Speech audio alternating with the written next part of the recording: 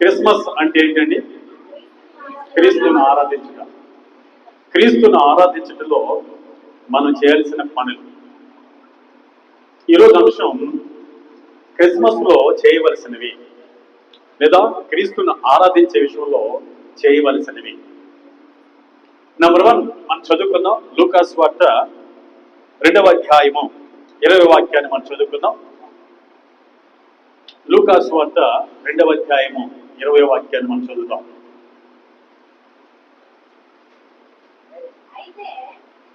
అంతటా ఆ గొర్రెల కాపరులు తమతో చెప్పినట్లుగా తాము విన్నవాటిని కన్నవాటిని గూర్చి దేవుని మహిమపరచుచు స్తోత్రము చేయొచ్చు తిరిగి వెళ్ళిరి.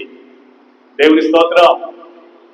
యేసుక్రీస్తు ప్రభు బెత్లెహేములో పశువుల పాకలో పశువుల తొట్టిలో పండుగ ఉన్నాడని గాబ్రియెలు దేవదూత వర్తమానం తెలియపరిచిన తర్వాత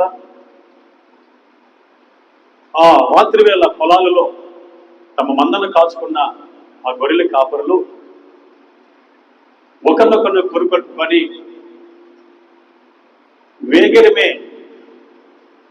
బెత్లెహేముకు వెళ్ళి మరియమ్మను ఆ శిశువును చూచి యేసుక్రీస్తు ప్రభుని కళ్ళారా చూచి సాగిలపడి నమస్కారం చేసి లేదా దేవుని స్తుతించి వాళ్ళు తిరిగి వచ్చారు. తిరిగి వచ్చేటప్పుడు వారు చేసిన పని ఏంటంట? 20వ వాక్యం మనం చదివాం. ఇప్పుడు చూడండి. అంతటా ఆ గొర్రెల కాపరులు తమతో చెప్పబడినట్లుగా తాము విన్నవాటిని కన్నవాటిని గూర్చి దేవుని మహిమపరచుచు స్తోత్రము చేయొచ్చు తిరిగి వెళ్ళిరి. హల్లెలూయా. నంబర్ 1 క్రిస్మస్ లో అనగా క్రీస్తు ఆరాధనలో క్రీస్తును ఆరాధించే విషయంలో దేవుని మహిమపరచాలి. క్రిస్మస్ లో ఏముండాలండి? దేవుని మహిమపరిచేదిగా ఉండాలి మన ఆరాధన. ఆరాధనలో చేయవలసిన పనులు, క్రిస్మస్ లో చేయాల్సిన పనులు ఏం చేయాలి? దేవుణ్ణి మహిమపరచాలి. మన ప్రభువైన యేసుక్రీస్తుని ఏం చేయాలి? మహిమపరచాలి. గొర్రెల కాపరులు ఏం చేశారండి? చెప్పాలి. యేసుక్రీస్తు ప్రభుని మహిమపరిచాం. ఆయన బాలుడుగానే కనపడ్డాడు కానీ ఆయన మహాదేవుడని, మహాగణుడని, గొప్పవాడని, సూర్యుని కంటే తేజస్సు కలిగిన వాడని, కృపాసక్తి సంపన్నుడని, విడిచిపెట్టకూడని మహాభాగ్యమును విడిచిపెట్టి దీనుడుగా దరిద్రుడిగా మన కొరకు వచ్చాడని వారు ఏం చేశారు? దేవుణ్ణి మహిమపరిచారు. ఏమండి, ఒకసారి క్రీస్తును ఆరాధించడానికి వచ్చిన మనం, క్రిస్మస్ లో ఉన్న మనం లేదా ఆరాధన చేయడానికి వచ్చిన మనం దేవుణ్ణి ఏం చేయాలి? ఆరాధించాలి. చెప్పండి. ఇప్పుడు క్రిస్మస్ లో ఉండాల్సిన ఏంటంట? దేవుని మహిమపరచాలి. ఎలా మహిమపరచాలి? ఒక 3 పాయింట్లు మనం చూద్దాం. ఆ నంబర్ 1 పాయింట్ లో 3 విషయాలు మనం దాగి ఉన్నాయి, చూద్దాం. నంబర్ 1 ఎలా మహిమపరచాలంటే, అసలు మహిమపరచడానికి దేవుడు మనల్ని పుట్టించుకున్నాడంట. ఎందుకు పుట్టించాడని దేవుడు మనల్ని ఎందుకు ఏర్పాటు చేసుకున్నాడు? దేవుని మహిమపరచడానికి మనల్ని ఏర్పాటు చేసుకున్నాడంట. చూద్దాం ఎలా మహిమపరచాలో మనం చూద్దాం. ఒకసారి ఎందుకు ఏర్పాటు చేసుకున్నాడో చూద్దాం. యెషయా గ్రంథం 43వ అధ్యాయం 7వ వాక్యాన్ని మనం చదువుకుందాం. బైబిల్ ఉన్న వారు చక్కగా చూడాలని ప్రభు పేట మీకు మనం చేస్తూ ఉన్నాం. నా మహిమ నిమిత్తం నేను సృజించిన వారిని, నా నామము పెట్టబడిన వారందరినీ తెప్పించుము. హల్లెలూయా. ఎందుకు సృజించాడంటే మనల్ని? మరొకసారి నేను చదువుతున్నాను. నా మహిమ నిమిత్తం నేను సృజించిన వారిని. ఎందుకు సృజించుకున్నాడు దేవుడు మనల్ని? దేవుణ్ణి మహిమపరచడానికి. గొర్రెల కాపరులు మొట్టమొదటిగా యేసుక్రీస్తు ప్రభుని ఆ తొట్టిలో చూసిన తర్వాత, ఆ పశువుల తొట్టిలో ఏమండి చూసి ఆనందించి వాళ్ళు చేసిన పని ఏం తెలుసా? దేవుని మహిమపరిచారు. యేసు ప్రభుని మహిమపరిచారు. ఇప్పుడు మన వాక్యం చదివాము. ఎందుకు దేవుడు మనల్ని సృజించుకున్నాడు? ఎందుకు మనల్ని పుట్టించాడంట? దేవుని మహిమపరచడానికి మాత్రమే మనల్ని పుట్టించాడు. హల్లెలూయా. ఇంతకీ నువ్వు మహిమపరుస్తున్నావా? అసలు నీ జీవితంలో ఆయన చేసిన గొప్ప కార్యములు, ఆయన చేసిన ఉపకారములు, ఆయన ఇచ్చిన రక్షణ పాత్రను చేతబట్టుకొని ఆయన మహిమపరుస్తున్నావా? ఆయన గణపరుస్తున్నావా? చీకటి బ్రతుకుల్లో వెలుగు నింపిన ఆ మహాగరుడైన దేవుణ్ణి మహింపరుస్తున్నావా? మహిమపరచాలి. మహిమపరచాలి. ఎలా మహిమపరచాలి? నెంబర్ 1, స్తుతి యాగము చేయవాడు నన్ను మహిమపరచవాడు. కీర్తన 50వ అధ్యాయం, అందులోనే మహిమపరిచే విషయంలో నెంబర్ 1 మనం చూద్దాం. కీర్తన గ్రంథం 50వ అధ్యాయం 23వ వాక్యాన్ని మనం చదువుకుందాం. స్తుతి యాగం అర్పించువాడు నన్ను మహిమపరచుతున్నాడు. దేవుని స్తోత్రం. ఎలా మహిమపరుస్తావు దేవుణ్ణి?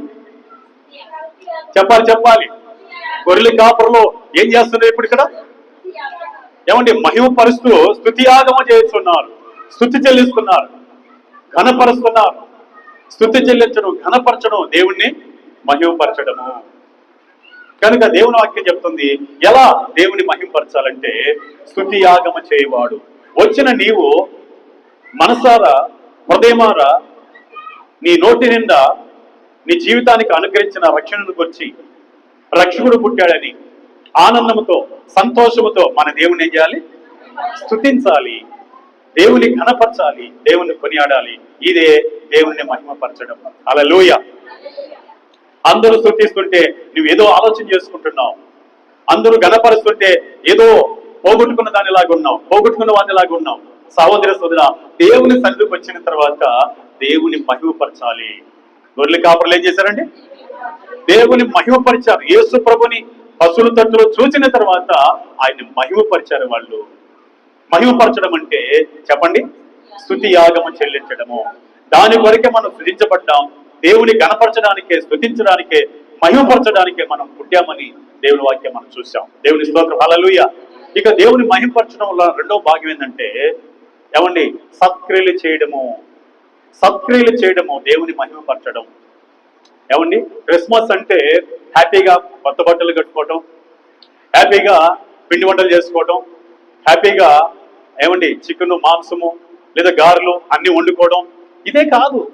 ఇది చేసుకోవడంలో తప్పులేదు. ఎందుకంటే మనకు పాపం నుంచి విడుదల కలిగింది కాబట్టి సంతోషంతో ఇవన్నీ చేయాలి, చేసుకోవచ్చు. కానీ వీటిని మించింది ఏందో తెలుసా? దేవుని మహిమపరచాలి. మహిమపరచడం అంటే దేవుడు చూపిన రక్షణను బట్టి, ఆ గొప్ప భాగ్యాన్ని బట్టి దేవుని స్తుతించాలి. రెండవదిగా సత్క్రియలు కలిగి ఉండాలి.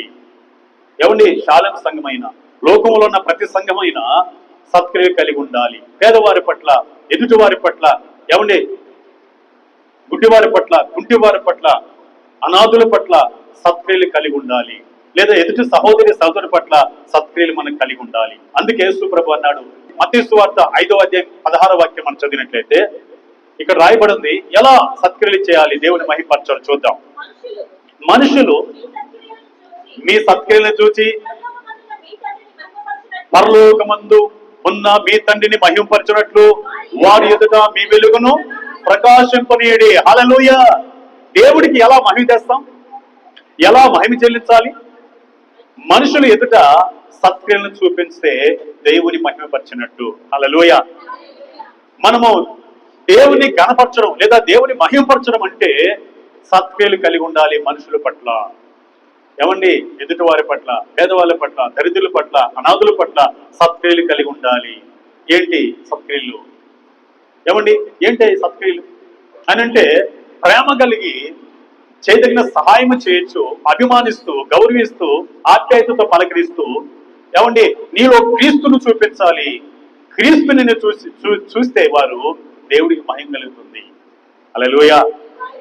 అందుకే నా ప్రియ సహోదరి సోదరా, ఏమన్నాడు తెలుసు? ఎఫెసీయులకు రాసిన పత్రిక 5వ అధ్యాయం 10వ వాక్యంలో మనం చదివినట్లయితే అద్భుతమైన మాట ఉంటుంది. అక్కడ కూడా చదువుదాం. సత్క్రియలు చేసే దేవుని మహిమపరచాలని. ఎఫెసీయులకు రాసిన పత్రిక 5వ అధ్యాయం 10వ వాక్యాన్ని మనం చదువుకున్నాం. కనుక ప్రభువుకి ఏది ప్రీతికరమైనదో దానిని పరీక్షించదు. ఏది ప్రీతికరమైంది? దేవుడికి మహిమ తేవడం ప్రీతికరమైంది. ఏంటి ఆ మహిమ తేవడం అంటే మనుషులు ఎదుట సత్క్రియలు కలిగి ఉండడము. కనుక ప్రభువుకి ఏది ప్రీతికరమైనదో దానిని పరీక్షించుతూ వెలుగు సంబంధాల వల్లే నడుచుకొనిడి నిష్ఫలమైన అంధకార క్రియలలో పాలువారి ఉండుట వాటిని ఖండించుడి. హల్లెలూయా. ఏమండి? వెలుగు సంబంధంలాగా సత్క్రియలు మనకు కలిగి ఉండాలి. తీతుకు రాసిన పత్రిక 3వ అధ్యాయం మొదటి వాక్యం కూడా చెప్తున్నాడు, సత్క్రియలు కలిగి ఉంటే దేవుని మహిమపరిచినట్టంట. హల్లెలూయ. చూద్దాం మాటలు. తీతుకు రాసిన పత్రిక 3వ అధ్యాయం మొదటి వాక్యాన్ని మనం చదువుకుందాం. అధిపతులకును అధికారులకును లోబడి విధేయులుగా ఉండవలనని. చూడండి, ప్రతి సత్కార్యము చేయుటకు సిద్ధపడి ఉండవలనని మనుషులందరి ఎడల సంపూర్ణమైన సాత్వికమైన కనపరచుచు ఎవరిని దూషింపక జగడమాడని వారిని శాంతులనే ఉండవలనని వారికి జ్ఞాపకము చేయము. హల్లెలూయ. తీతుకు రాస్తూ పౌలు గారు, భక్తుడైన పౌలు గారు చెప్తున్నాడు ఈ మాటలు. ఎదుటి వారిని సాత్వికంతో గౌరవించడం, అభిమానించడం, ఆప్యాయతంగా పలకరించడం, చేయదగిన సహాయం చేయడం, ఈ సత్క్రియలను కలిగి ఉంటే మనుషులు ఎదుట దేవుణ్ణి ఏం చేస్తున్నావు? మహిమపరుస్తున్నావు. ఈ సత్క్రియలు లేకుండా దైవ సన్నిధికి వచ్చి పాటలు చక్కగా పాడిన, కానుకలు చక్కగా ఇచ్చిన దేవుని మహిమపరిచినట్టు కాదు. ఆయన అంటాడు కదా, నన్ను మహిమపరిచేవాడిని నేను మహిమపరుస్తాను. మొదటి సమయాల గ్రంథం 2వ అధ్యాయం 30వ వాక్యంలో 2వ భాగంలో మనం చూసినట్లయితే అక్కడ ఏం రాయబడిందో తెలుసా? నన్ను మహిమపరిచేవాడిని నేను మహిమపరుస్తాను, నన్ను తృణీకరించిన వారిని నేను తృణీకరిస్తాను. కనుక ఈ సమయంలో గొర్రెల కాపరులు యేసు ప్రభుని చూసిన తర్వాత వారు చేసిన మొట్టమొదటి పనిందండి, దేవుని మహిమపరిచారు. హల్లెలూయా. దేవుని మహిమపరిచారు. దేవుని మహిమపరచడం అంటే ఏమని తెలుసుకున్నాం? దేవుని స్తుతించడము. నెంబర్ 2 సత్క్రియలు కలిగి ఉండడం. నెంబర్ 3 చూసినట్లయితే సేవకులైనా ఉపకారం చేసే వాళ్ళైనా సామర్థ్యము కొలది చెయ్యాలి. అదే దేవుని మహిమపరచడం. దేవుని స్తోత్రం. హల్లెలూయా. చదువుకున్న మాటలు మొదటి పేతురు రాసిన పత్రిక 4వ అధ్యాయం 11వ వాక్యం చదువుకుందాం. మొదటి పేతురు రాసిన పత్రిక 4వ అధ్యాయం 11వ వాక్యం చదువుకుందాం. ఒకడు బోధించిన దైవోక్తులు బోధించినట్లుగా బోధించవలెను. ఒకడు ఉపచారము చేసిన ఎడల దేవుడు అనుగ్రహించు సామర్థ్యము నుండి చేయవలను. ఇందువలన దేవుడు అన్నిటిలోనూ యేసుక్రీస్తు ద్వారా మహిమపరచబడును. హల్లెలూయా. హల్లెలూయా. దేవుని ఎలా మహిమపరుస్తాం? 3వ పాయింట్ చూసాం. ఏమండి, బోధ చేసే విషయంలో కానీ, పరిచయం చేసే విషయంలో కానీ సామర్థ్యము కొలది మనము చేసినట్లయితే మన దేవుని మహిమపరిచినట్టు. దేవుని స్తోత్రం. హల్లెలూయా. మన దేవుణ్ణి మహిమపరిచినట్టు. కనుక ఏమండి, క్రిస్మస్ లో ఉండవలసింది ఏంటంట? నెంబర్ 1, దేవుని మహిమపరచాలి. హల్లెలూయా. ఎలా మహిమపరచాలో 3 భాగాలు మనం చూసాం. దేవుని ఎలా మహిమపరచాలి? నెంబర్ 1, స్తుతియాగము చేయాలి. నెంబర్ 2, సత్క్రియలు కనపరచాలి, ప్రజలు ఎదుట దేవుడికి మహిమ కలుగుతుంది. నెంబర్ 3, సామర్థ్యము కొలది బోధ అయినా పరిచర్య అయినా ఉపచారమైన మనము చేసినప్పుడు యేసుక్రీస్తు ద్వారా దేవునికి మహిమ కలుగుతుంది. ఈ 3 పనులు చేస్తే దేవుణ్ణి మనం మహిమపరిచినట్లు. ఇదే క్రిస్మస్ లో ఉన్న మొదటి భాగం. హల్లెలూయా. ఇవి చేయకుండా నువ్వు మంచి మంచి బట్టలు కట్టుకొచ్చి గొప్పతనాన్ని చూపిస్తే అది నిజమైన క్రిస్మస్ కాదు. సంవత్సరాలు గడిచిపోతున్నాయి. ఎన్నో సంవత్సరాల నుంచి ఇదే క్రిస్మస్ చేస్తున్నాం. క్రిస్మస్ లో మార్పు వచ్చిందా? క్రిస్మస్ అంటే ఏంటి? క్రీస్తుని ఆరాధించడం. ఆరాధించడంలో మన జీవితాల్లో వినాలి, జాగ్రత్తగా వినాలి, పాయింట్ అవుట్ చేయాలి మీరు. క్రిస్మస్ ను ఏమండి అనేక సంవత్సరాలు చేసుకుంటున్నాం. క్రిస్మస్ లో మార్పు వచ్చిందా? చెప్పండి. 2015 నుంచి 2020 దాకా మనం చేసాం క్రిస్మస్. ఇప్పుడు 10 సంవత్సరాలు అనుకోండి ఉదాహరణకు. ఈ 10 సంవత్సరాలలో 2010వ సంవత్సరం చేసిన క్రిస్మస్ లేదా 2015 సంవత్సరం చేసిన క్రిస్మస్ అలాగే ఉందా? అంటే ఆరాధన అలాగే ఉందా? లేదా మన ఆరాధనలో మార్పు వచ్చింది? వచ్చింది మార్పు? నిన్ను నువ్వు పరీక్ష చేసుకో. ఎక్కడొచ్చింది మార్పు? దేవుని స్తుతిస్తున్నావా? సత్క్రియలు కలిగి ఉన్నావా? సామర్థ్యము కొలది సేవ గాని ఉపచారం గాని చేస్తున్నావా? అలా చేసినట్లయితే ఈ క్రిస్మస్ కి లేదా క్రీస్తుని ఆరాధించే విషయంలో మనము మార్పు చెందున్నాం, ఆత్మీయంగా ఫలించామని దాని అర్థం. హల్లెలూయా. ఇది నెంబర్ 1. నెంబర్ 2, క్రిస్మస్ లో ఉండవలసింది ఏందో నెంబర్ 2 మనం చూద్దాం. దేవుడికి ఇష్టంగా బ్రతకాలి. హల్లెలూయా. దేవుడికి ఇష్టంగా బ్రతికితే ఈ భూలోకమందు సమాధానం పొందుతావు. అందుకే లూకాసు వార్త 2వ అధ్యాయం 14వ వాక్యం మనం చదువుకుందాం. లూకాసు వార్త 2వ అధ్యాయం 14వ వాక్యం మనం చదువుకుందాం. సర్వోన్నతమైన స్థానములలో దేవునికి మహిమయు, ఆయనకి ఇష్టమైన మనుషులకు భూమి మీద సమాధానం కలుగును గాక. హల్లెలూయా. ఆరాధనలు ఏముండాలి? క్రిస్మస్ లో ఉండాల్సింది ఏంది? రెండవది ఏముండాలి తెలుసా? దేవుడికి ఇష్టమైన బ్రతుకు బతకాలి.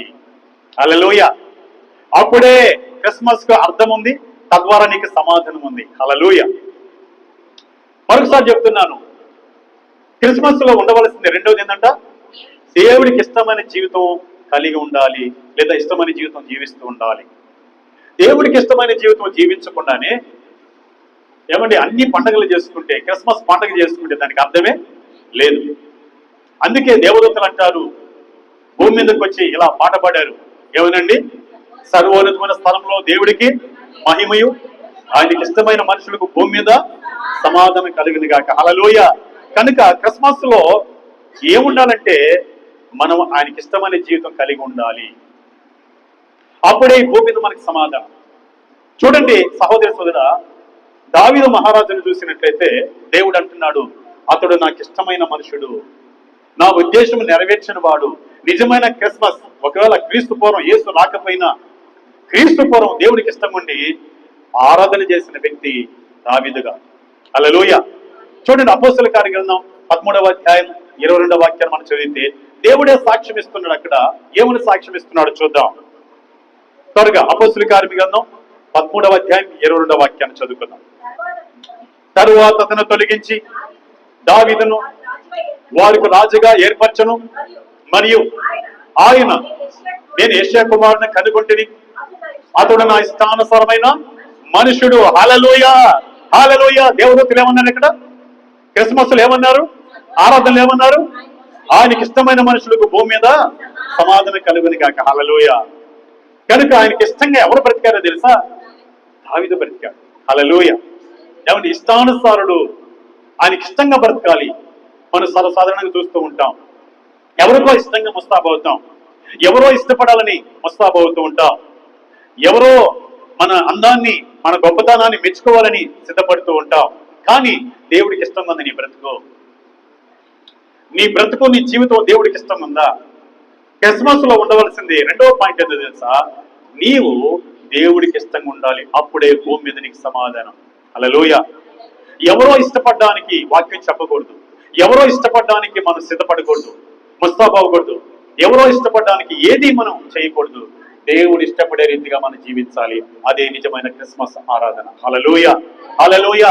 అందుకే అపోస్తలుడైన పౌలు భక్తుడు అంటాడు, 2వ కొరింథీ రాసిన పత్రిక 5వ అధ్యాయం 9వ వాక్యం చదివితే, ఈ భూమి మీద శరీరముతో ఉన్నను, ఈ శరీరము విడిచినను దేవుడికి ఇష్టంగా మనం బ్రతకాలంట. చదువుదా మాటలు త్వరగా చూడాలి. 2వ కొరింథీ రాసిన పత్రిక 5వ అధ్యాయము 9వ వాక్యం మనం చదువుతాం. కావున దేహమందు ఉన్నను, దేహము విడిచినను ఆయనకి ఇష్టమై ఉండాలను. హల్లెలూయా. ఎలా ఉండాలి మనం? క్రిస్మస్ లో ఏముండాలి? మన జీవితం ఆయనకి ఇష్టంగా ఉండాలి. అందుకే దేహమందు ఉన్నను, ఈ దేహం మనం విడిచినను ఎవరికి ఇష్టంగా బ్రతకాలండి? దేవునికి ఇష్టంగా బ్రతికితే అదే క్రిస్మస్ ఆరాధన. హల్లెలూయా. అందుకే ఆయన అన్నాడు, నాకు ఇష్టంగా మీరు బ్రతికితే భూలోకంలో మీకు సమాధానం కలుగును గాక. హల్లెలూయా. ఇష్టంగా బ్రతకాలంటే మన ప్రవర్తన సరిదిద్దుకోవాలి. అపోస్తలుడైన పౌలు గారు తన ఆత్మీయ కుమారుడితో ఇలా చెబుతున్నాడు తిమోతితో. 1 తిమోతి రాసిన పత్రిక 4వ అధ్యాయం 12వ వాక్యాన్ని మనం చదివినట్లయితే, అయ్యా నీవు దేవుడికి ఇష్టంగా బ్రతుకు, ఈ భూమి మీద నీకు సమాధానం కలుగును గాకని ఈ రీతిగా ఆయన చెబుతూ మాట్లాడుతున్నాడు. చదువు ఆ మాటలు.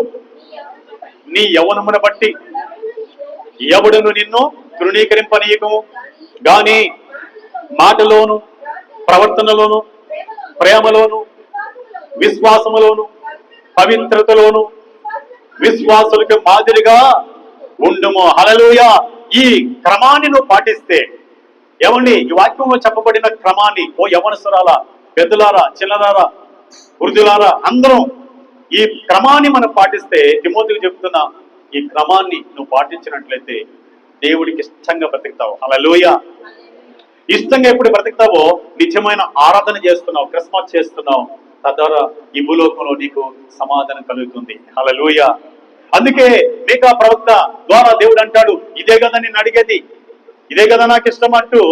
మీకా గ్రంథం 6వ అధ్యాయము 5వ వాక్యాన్ని మనం చదువుకుందాం. అక్కడ రాయబడి ఉంది, ఇంతకంటే నేను అడుగుతున్నాను మిమ్మల్ని, ఇదే కదా నాకు ఇష్టమైంది అని అంటున్నాడు ఆయన. చదువుదాం మాటలు త్వరగా చూడండి.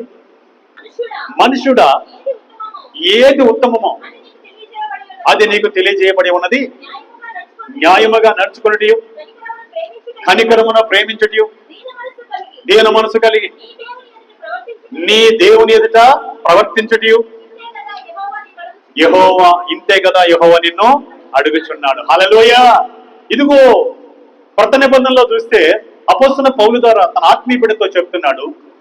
ఏమంటే పాత నిబంధనలో మీకా గ్రంథంలో నుంచి ఇలా మనకు చెప్తున్నాడు, ఇదే కదా నేను మిమ్మల్ని అడిగేది. అనగా మీరు నాకు ఇష్టంగా బ్రతకాలి కదా నా సహోదరులారా. ఎందుకు మనం దేవుడికి ఇష్టంగా బ్రతకాల అంటే దేవుని ఆరాధించడం కోసం బ్రతకాలి. అప్పుడు భూమి మీద మనకు సమాధానం కలుగుతుంది. హల్లెలూయా. ఇప్పుడు ఆరాధనలో 2 విషయాలు చూసాం. నెంబర్ వన్ దేవుని మహిమపరచాలి. ఏమండి ఆరాధనలో ఉండవలసినది ఏంటంటే నెంబర్ 1 దేవుని మహిమపరచాలి. మహిమపరిచే విషయంలో 3 విషయాలు చూసాం. రెండవదిగా ఆరాధనలో మన జీవితం ఎలా ఉండాలి, దేవుడికి ఇష్టంగా ఉండాలి. బైబిల్ గ్రంథంలో హానోకును మనం చూస్తే ఏమండి హానోకు దేవుడితో నడిచి దేవుడికి ఇష్టంగా ఉన్నాడంట. అందుకే ఆయన భూమి మీద అన్ని సంవత్సరాలు క్షేమకరంగా, సమాధానకరంగా, సంతోషకరంగా పిల్లలతో కొనసాగలిగాడు. దేవుని స్తోత్రం. హల్లెలూయా. ఒకసారి ఆ మాట చదువుదాం.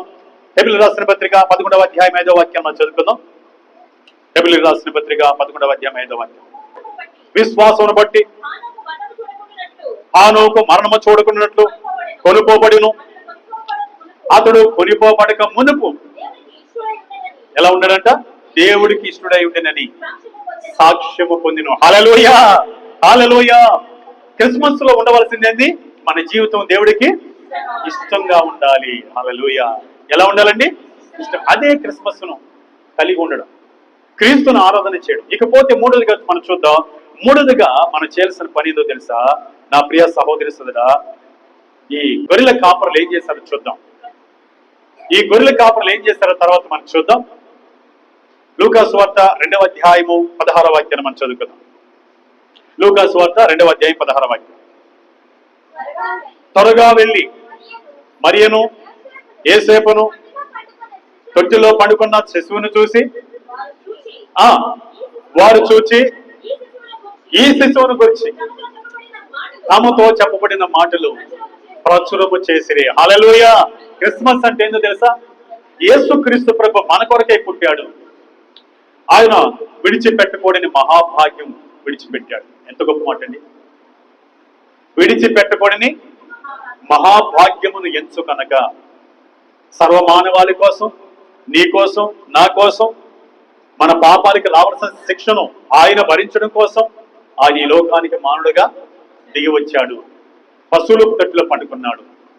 ఏమండి ఆకాశ మహాకాశాలు పట్టదలన్న దేవుడు ఎక్కడ పనుకున్నాడు, పశువుల తట్టులో పనుకున్నాడని, లోకరక్షకుడు వచ్చాడని, లోకానికి వెలుగు కలిగిందని ఆ గొర్రెల కాపరులు ఏం చేశారు, ప్రచురము చేశారు, అనగా సువార్త చెప్పారు. హల్లెలూయా. క్రిస్మస్ లో ఉండాల్సింది 3వ పాయింట్ ఏం తెలుసా, క్రీస్తుని గురించి ప్రచురము చేయాలి. ఏం చేయాలి మనం, ప్రచురము చేయాలి. ఒకసారి మనం చూసినట్లయితే ఆకాశములే ప్రచురం చేస్తున్నాయంట, పంచభూతంలో ప్రచురం చేస్తున్నాయంట. కీర్తన గ్రంథం 19వ అధ్యాయం 1వ వాక్యం 2వ భాగాన్ని చూసినట్లయితే అక్కడ మనం గమనిద్దాం. చూడండి ఆ మాటలు సహోదరుడా. కీర్తనలు 19వ అధ్యాయము 1వ వాక్యం 2వ భాగం చదువును.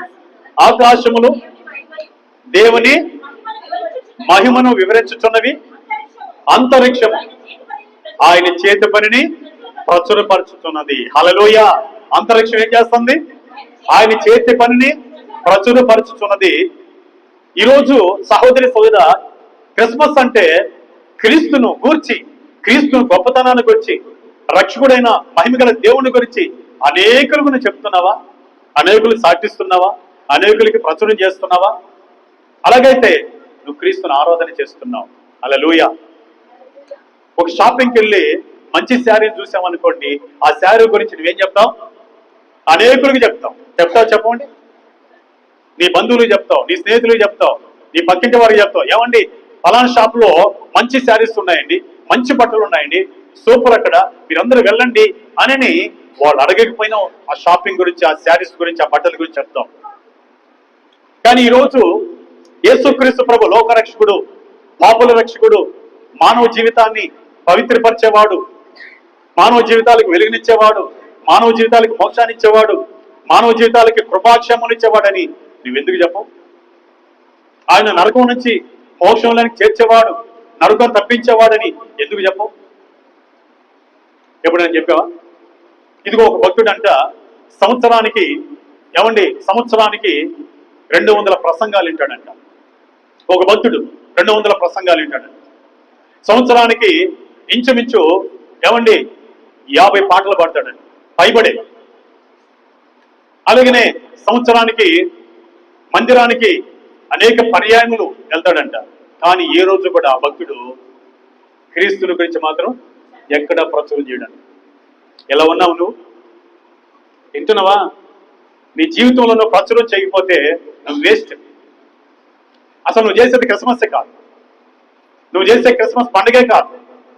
ఆయన ఎవరైతే క్రిస్మస్ అని హ్యాపీ క్రిస్మస్ అని చెప్పుకుంటున్నారో, ఈ గుణగణాలు లేకుండా, ఈ క్రిస్మస్లో ఈ లక్షణాలు లేకుండా, ఆయన గురించి ప్రచురం చేయకుండా క్రిస్మస్ చేస్తే దానికి అర్థమే లేదు.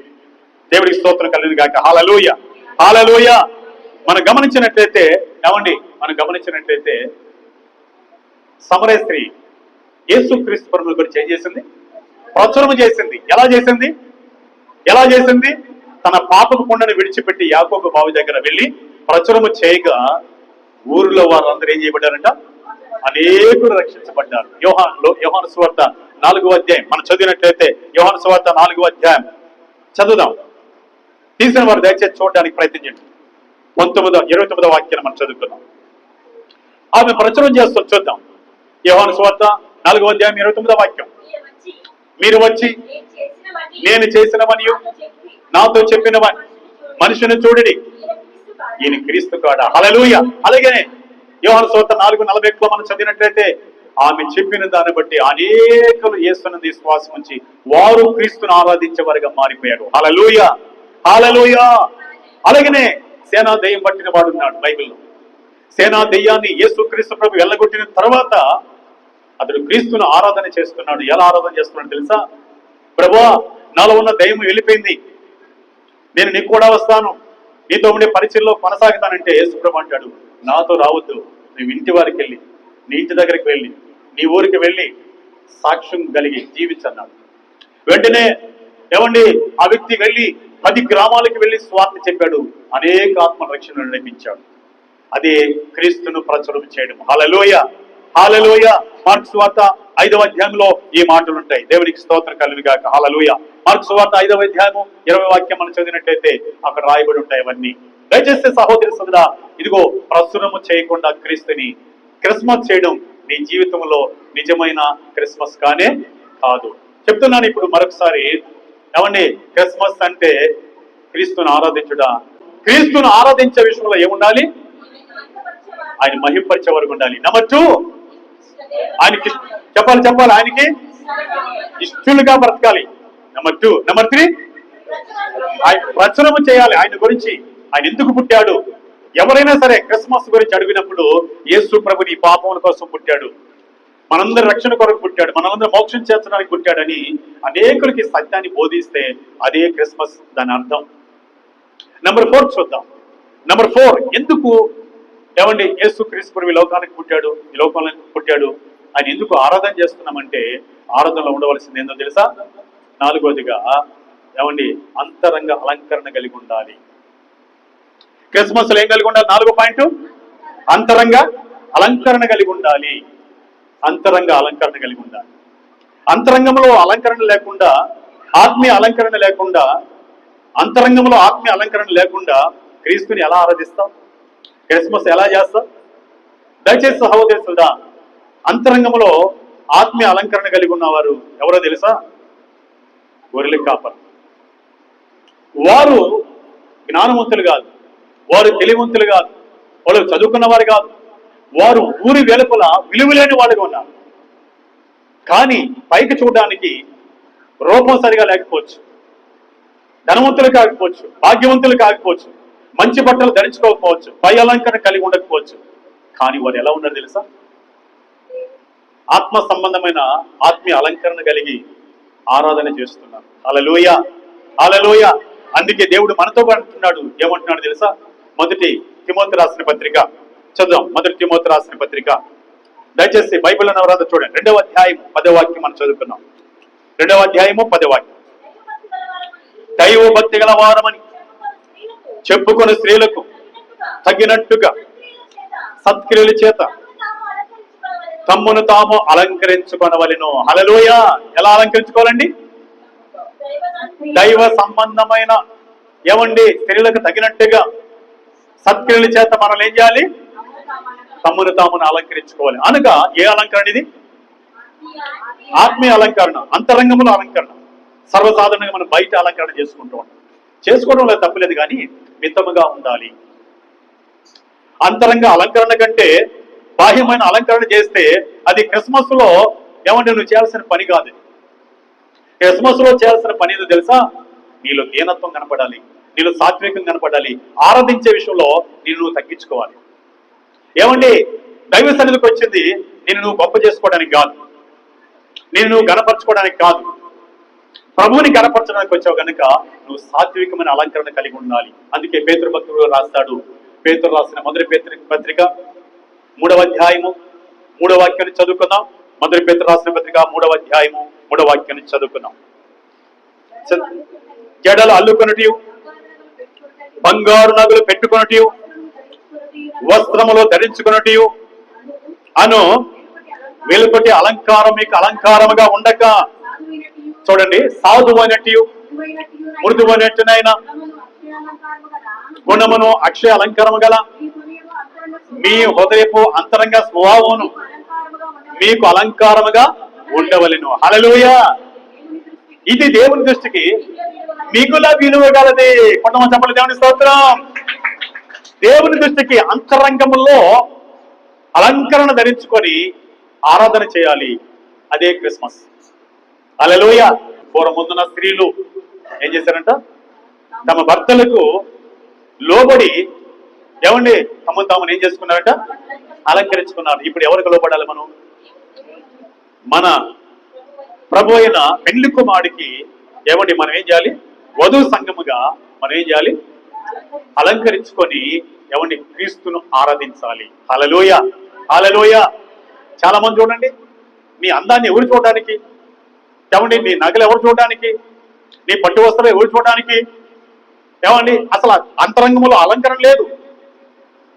ఓ మాట చెప్పనా, బయట అలంకరించుకున్న మితంగా చేసుకో, తప్పులేదు. కానీ ఆంతర్యంలో అనగా హృదయంలో దేవుడికి ఇష్టమైన అలంకరణ చేసుకున్నట్లయితే అదే నిజమైన ఆరాధన, నిజమైన క్రిస్మస్. హల్లెలూయా, హల్లెలూయా. గనుక ఇక్కడ ఒక మాట చూసి మనం ముగిద్దాం. 4వ వచనం ఎలా అలంకరించుకోవాలో చూద్దాం. మొదటి పేతురు రాసిన పత్రిక 3వ అధ్యాయం 4వ వాక్యం. సాధువైనట్టు మృదువునైనట్టునైనా గుణమును అక్షయ అలంకారము గల మీ హృదయపు అంతరంగ స్వభావము మీకు అలంకారముగా ఉండవలెను. హల్లెలూయా. ఈ అలంకారము లేకుండా, అంతరంగ స్వభావం అలంకరణ లేకుండా క్రీస్తుని ఎలా ఆరాధన చేస్తాం చెప్పండి? భౌతికమైన అలంకరణ పెట్టుకొని ఆరాధన చేస్తే అది నిజమైన క్రిస్మస్ కానే కాదు. దేవుడు ఇష్టపడే క్రిస్మస్ చేయాలి. ఆ క్రిస్మస్ లో ఉండవలసిన ఈ లక్షణం కలిగి ఉండాలి. దేవుడి స్తోత్రం కలిగిన గాక. హల్లెలూయా, హల్లెలూయా. ఇకపోతే క్రిస్మస్ లో ఉండవలసింది 5వదిగా ఎన్ని విషయాలు చూసేప్పటికీ 4 విషయాలు. 5వదిగా క్రిస్మస్ లో ఉండవలసిన 5వది ఏంటంటే విలువైన కానుకను సమర్పించాలి. క్రిస్మస్ లో ఏముండాలి? విలువైన కానుకను సమర్పించాలి. ఆనాడు తూర్పు దేశపు జ్ఞానులు బెత్లెహేముకు వచ్చి యేసు క్రీస్తు ప్రభు ఉన్న ఆ ప్రాంతానికి వచ్చి ఆ పశువుల పాదకు వచ్చి యేసు ప్రభుకి సాగిలపడి నమస్కరించి వారు ఏం చేశారంట? చూద్దాం మాటలు. మత్తయి సువార్త 2వ అధ్యాయం 10-11 వాక్యాలు మనం చదువుకుందాం. మత్తయి సువార్త 2వ అధ్యాయం 10-11 వాక్యాలు మనం చదువుకుందాం. వారు నక్షత్రము చూసి ఆనందభరితులై అత్యానందభరితులై ఇంటిలోనికి వచ్చి తల్లైన మరియను ఆ శిశువును చూచి సాగిలపడి ఆయనను పూజించి తమ పెట్టెలు విప్పి బంగారమును సాంబ్రాణి బోళమును కానుకలుగా అర్పించిరి. హల్లెలూయ. ఆయనకి సమర్పించారు. ఏమేమి సమర్పించారండి? బంగారమును సాంబ్రాణిని బోళమును సమర్పించి విలువైన కానుకలు. ఏమండి, విలువ తక్క కానుకలు ఇవ్వకూడదు. చాలా మంది చినిపోయిన నోట్లు వేస్తుంటారు కానుకలు పెట్టిలో. చినిగిపోయిన ఎవరు మార్చుకోవాలా? యేసుప్రభు మార్చుకోవాలా? నేను ఎత్తిపెట్టున్న నా నోట్లన్నీ మీకు మీకు పనికిరాని నోట్లు వేస్తుంటారు. మీకు పనికిరాని బంగారం, పనికిరాని వస్తువులు, పనికిరాని ఈ ఏమో విలువైన కానుకలు సమర్పించడం ఆరాధనలో 5వదిగా మనం చేయాల్సిన పని. హల్లెలూయ. ఏం చేశారు తూర్పు దేశ జ్ఞానులు? తూర్పు దేశపు జ్ఞానులు ఏం చేశారు? బంగారమును సమర్పించారు, సాంబ్రాన్ని సమర్పించారు, బోళాన్ని సమర్పించారు. బంగారము ఏమండి? విలువైన కానుక. బంగారము రాజ్యరికానికి గుర్తుగా ఉంది, పరిశుద్ధతకు గుర్తుగా ఉంది. సాంబ్రాణి దేవుని స్తుతించడానికి గుర్తుగా ఉంది. బోళము ఆయన మన కొరకు చనిపోయి సమాధి చేయబడి తిరిగి లేస్తాడని గుర్తుగా ఉంది. కనుక ఇలాంటి విలువైన కానుకలను సమర్పించాలి. ఏమంటే భౌతికమైన కానుకల కంటే అసలు ప్రాముఖ్యమైన కానుక ఏందో తెలుసా? విలువైన కానుక ఏందో తెలుసా? మన హృదయమే. ఈ హృదయము నీవు ఆయనకి సమర్పించినట్లయితే పూర్తిగా సంపూర్ణంగా అది నిజమైన ఆరాధన ఉన్నది. హల్లెలూయ. కనుక ఈ సమయంలో నీవు నేను మనం ఆరాధనలో చేయాల్సిన 5 పనులు ఇకనైనా జీవితంలో మనం చేద్దాం. నిజమైన క్రిస్మస్ పండుగ చేస్తున్నాం. తద్వారా దేవుని కృప చేత మనం వర్ధిల్లుదాం, ఆశీర్వదించబడదాం. హల్లెలూయ. వాక్యమైన సహోదరుడా, ఇప్పటి నుంచి అయినా దేవుడు ఇష్టపడే ఆరాధన చేద్దాం, క్రిస్మస్ పండుగ చేద్దాం. ఏమండి, ఎక్కడైనా మంచిగా పిండి వంటలు చేసుకుంటే మంచి క్రిస్మస్ అని రాయబడింది బైబిల్లో. మంచి బట్టలు వేసుకుంటే క్రిస్మస్ బాగుంది అని రాయబడిందా? బంగారు ఆభరణాలు లేదా ఒక సంబంధమైన వస్తువు వాహనాలు కలిగి ఉండడం అది క్రిస్మస్ అని బైబిల్లో రాయబడిందా? రాయబడింది. మరి అలాంటప్పుడు ఇవన్నీ మనకెందుకు? బట్టలు అవసరం, మంచి బట్టలు వేసుకో, తప్పులేదు. ఆయన లోకరక్షకుడు మన కోసం పుట్టాడని విందు చేసుకో, తప్పులేదు. కానీ వీటిని ఏమండి చేయవలసిన చేయకుండా చేయకూడని చేసుకుంటూ అదే పండుగ అనుకుంటే దానికి అర్థము లేదు. కనుక ఈ సమయంలో క్రిస్మస్ లో ఉండవలసినవి ఏంటి? నెంబర్ 1, దేవుని మహిమపరచాలి. 3 రకాలకి విన్నాం. నెంబర్ 2, దేవునికి ఇష్టమైన జీవితం కలిగి ఉండాలి. నెంబర్ 3, క్రీస్తుని గురించి ప్రచురము చేయాలి. నెంబర్ 4, అంతరంగంలో ఆత్మీయ అలంకరణ కలిగి ఉండాలి. నెంబర్ 5, విలువైన కానుకలు ఆరాధనలో మనం సమర్పించాలి. ఇదే నిజమైన క్రిస్మస్. ఇలాంటి క్రిస్మస్ చేసుకొని మన జీవితాలు ధనికరంగా మార్చుకుందాం. ప్రభువు రాకడ వరకు మన జీవితాలను దీవెనకరంగా ఆయన మార్చుకుని గాక. కళ్ళు ఉంచుదాం, కళ్ళు మూద్దాం, దేవుని కనపరుచుకుందాం. కృపగల తండ్రి, వందనాలు, స్తోత్రాలనైనా నీ మహాప్రేమను బట్టి పాపముల చేత అపరాధముల చేత సచ్చిన మమ్మను బ్రతికించి నిత్యరాజ్యానికి వారసులుగా చేయడానికి ఆకాశ మహాకాశం పట్టజాల నీవు మానవుడిగా, దీనుడిగా, దరిద్రుడిగా మా కొరకు దిగి వచ్చిన దేవానికి స్తోత్రాలు, స్తోత్రాలయ్యా. ఈ భూలోకంలో ముందుగా మమ్మల్ని ఎన్నుకున్న దేవానికి స్తోత్రాలయ్యా. మా పాపములు కడిగి నిత్య జీవం ఇవ్వడానికి పశువుల పాకలో మా కొరకు విడిచిపెట్టకూడని భాగ్యాన్ని విడిచిపెట్టి పండుకున్న దేవానికి స్తోత్రాలు అయ్యా. నీకు వేలాది వేలాది వందనాలు. నిజమైన క్రిస్మస్ అంటే ఏంటో నీ బిడ్డలు మాకు తెలియపరిచాం తండ్రి. క్రిస్మస్ లో ఉండవలసిన విషయాలు ఏమిటో మాకు తెలియపరిచాం. క్రిస్మస్ అనగా నేను మహిమపరచడం, క్రిస్మస్ అనగా నీకు ఇష్టలుగా బ్రతకడం, క్రిస్మస్ అనగా నిన్ను ప్రచురము చేయడం, క్రిస్మస్ అనగా అంతరంగ అలంకరణ కలిగి నిన్ను ఆరాధించడం, క్రిస్మస్ అనగా విలువైన కానుకలించి నిన్ను గణపరచడం. మా హృదయమే విలువైన కానుక గనుక మేము సమర్పించుకొని ఆరాధించమన్నాం. విన్న వాక్యమంతా మా హృదయాల్లో నీరు కట్టండి. వాక్యం అంటున్నా ప్రతి హృదయంలో నీరు కట్టండి. నీ రాకడకు ప్రభువా ఇలాంటి ఆరాధన చేస్తూ, క్రిస్మస్ ఆరాధన చేస్తూ, క్రిస్మస్ చేసుకుంటూ వీళ్ళందరూ ఆత్మీయంగా స్థిరపరచబడుతూ ఫలిస్తూ నీ రాకడలో ఎత్తబడే భాగ్యం మాకు దాయిచ్చు. యేసునాథుని పేట స్తుతించి ప్రార్థన చేసి వేడుకొని పొందుకుంటున్నాము తండ్రి. Amen. Hallelujah. God bless you. Hallelujah.